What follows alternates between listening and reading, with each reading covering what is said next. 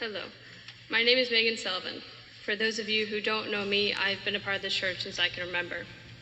My sister Allison and I were both baptized and confirmed here. My parents are also married right here 23 years ago. This church is very close to our hearts, as I'm sure it is to most of yours. Today, Tiffin asked me to share my spiritual journey. I said yes. Though my journey may be unconventional and a little crazy, I would like to share. I'm only a junior in high school and I've had a lot of struggles with my faith. Growing up in this church, I remember going to the Grow program almost every Sunday, and then following my sister to the big kid youth classes and confirmation. To be honest, I don't really remember every single lesson, but nevertheless, this is the building where it all started. The main lesson I remember was David and Goliath. This story stuck out to me because no matter how much the odds were against you, you could still overcome challenges. There were a lot of times in my life when I felt like David. One of the greatest times was in 7th grade. By 7th grade, I knew I was different from most of my friends because I liked girls, not boys. Most would label this as gay or lesbian, but to me it was normal. I grew up with family members that had same-sex partners, and it wasn't a big deal. After I made this realization with myself, I fell out of my connection with God. I was surrounded by thoughts of sin and hate from various people's opinions online and in person. During this time, I felt alone and broken. I quickly fell into music to express how I was feeling. Music always helped me say the words I couldn't say for myself. There are 2 songs that are probably my most played songs during this time period because they express exactly what was going on in my head. Heaven by Troye Sivan and The Village by Rabble. The line from Heaven that speaks to me is, without losing a piece of me, how do I get to heaven? Meaning, can I still get into heaven if I'm gay, or do I have to change myself completely? The line from The Village that speaks to me is, one page of the Bible isn't worth a life. These songs are both by members of the LGBTQ+ community and are definitely worth a listen. Although those songs did play a big part in helping me get back into my faith, my family did too. My sister Allison was the first person I came out to. Allie and I share everything with each other, but it still took me some time to tell her. I told some friends next, and then my mom and dad. At this point, religion scared me. I was scared that anyone who believed in God wouldn't ever love me. By the time I was 14, at the end of my 8th grade year, I was out to everyone except for people at my church. Only 3 months later, my parents took me to the Houston Pride Parade to march with our church. I never knew that Pride Parades existed or that St. Paul's marched in it. This is an eye-opening experience for me because I was marching with adults I've looked up to my whole life from St. Paul's. I was never sure if they would accept me. This cleared up most of my worries about being accepted at the church. The only I still had left was if my peers would accept me. This came from the fact that I wasn't involved in youth group because after confirmation, my friends didn't come anymore, so I started helping my parents in the Grow program instead. The next summer, I went to this really fun summer camp called Jump. It was my first time as a high school helper and my first time helping in the kitchen.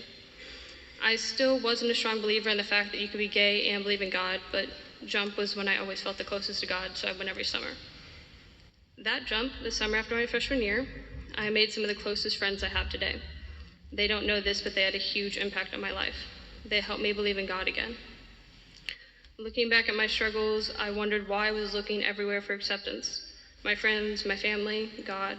It wasn't until that summer I realized I was blinded by looking for acceptance from others because I hadn't truly accepted myself yet. Almost 1 year ago, there was a vote by the United Methodist Church.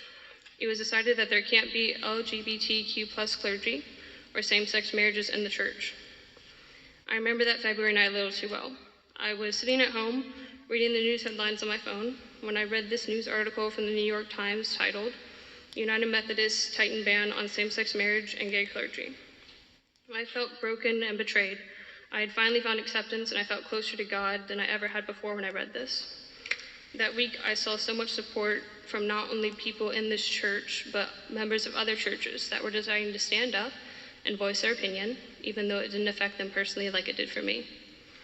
I felt broken from this vote because I'd always seen myself getting married here in the church, just like my parents did 23 years ago.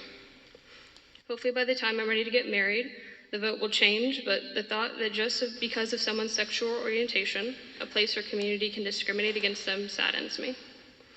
I do believe that God has a plan for everything, and that this is just a stepping stone for us as a church. I thank God every day for giving me accepting parents, a supportive sister/best friend, amazing friends, and one of the most accepting churches with some of the kindest people I've ever had the pleasure to know. But I was lucky because I have all these support systems. Some LGBT members don't even have one. I found some statistics from the Human Rights Campaign. 92% of LGBT youth say they hear negative messages about being LGBT. The top sources are school, the internet, and their peers. I can attest to all of these sources because I've had a lot of people from various areas try to express their opinions on how I live my life. 68% of LGBT youth say they hear negative messages about being LGBT from elected leaders. Before I turned 16, people would always ask me if I was excited to turn 16 and get my driver's license. I would always respond with yes, but I'm more excited to be 18 so I can vote. I found acceptance in several areas at St. Paul's, including the youth group, mission trips, and ordinary life discussion group. My family recently started attending the ordinary life class here at St. Paul's, and after the class, there's another class to discuss the lesson more in depth. Allie and I started attending this on Sundays in the past couple of months.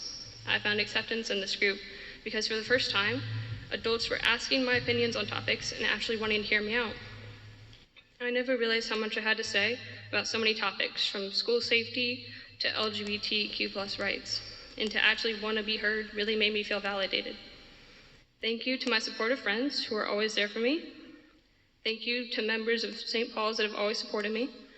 Thank you to my parents and sister who are always there for me and believe in me. Thank you to the Ordinary Life Discussion Group that welcomed my sister and I with open arms. Thank you to Tiffin and Oksana and any other youth leaders that supported me. Today is one of the scariest days of my life, yet I've been preparing for it for about a year now. I think that this would be hard for anyone, to tell your whole faith journey and not feel vulnerable. But I'm sharing this because during those 3 years when I was questioning my faith and sexuality, I felt the loneliest I've ever felt. I thought I was the only one who struggled, but now I know that isn't true. Right now I'm sitting in front of my friends, family, and people I've known my whole life that they're basically family, and sharing my stories to help others that might be stuck in the same situation. I wanted to end on a verse from today's lesson that I love, Matthew 5:14-16. You are the light of the world. A city built on a hill cannot be hid. No one after lighting a lamp puts it under the bushel basket, but on the lampstand, and it gives light to all in the house. And in that same way, let your light shine before others so that they may see your good works and give glory to your Father in heaven. Thank you.